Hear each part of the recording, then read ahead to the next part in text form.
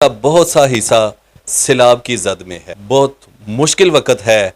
हम सब मुसलमानों को, हम सब पाकिस्तानियों को चाहिए कि हम इनका साथ दें। अफसोसनाक खबर ये भी है कि महंगाई जो है हमारे मुल्क में वो भी आसमानों से बातें कर रहे हैं। 5 भाई मदद के लिए सारा दिन पुकारते रहे। एक हेलीकॉप्टर उधर सिर्फ 10 मिनट में, 10 से 15 मिनट में पहुंच सकता था, लेकिन हेलीकॉप्टर मसरूफ थे जलसों में। वीडियो देखने से पहले वेलकम पाकिस्तान को सब्सक्राइब करें, लाइक करें और शेयर करें।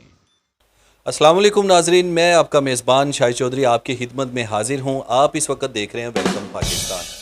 नाजरीन, जैसा कि आपको पता है, हमारा मुल्क पाकिस्तान, इसका बहुत सा हिस्सा सैलाब की जद में है। लोग सैलाब में डूब रहे हैं। उनके घर, उनके माल मवेशी सब सैलाब में बह रहा है। ये वक्त बहुत मुश्किल वक्त है। हम सब मुसलमानों को, हम सब पाकिस्तानियों को चाहिए कि हम इनका साथ दें, बढ़ चढ़ के इनकी अमदाद करें। इनका सब कुछ बह रहा है पानी में, घर बह गए, मवेशी, इनकी फसलें, सब कुछ बर्बाद हो गया।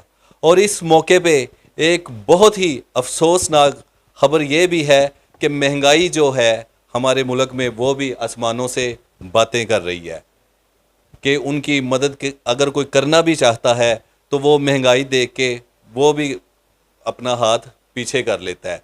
जैसे प्याज देख लें, जो हमारे मुल्क की पैदावार, प्याज कोई 300 रुपये बेच रहा है, कोई 250 रुपये बेच रहा है, कोई 200 रुपये बेच रहा है, कोई 100 रुपये बेच रहा है।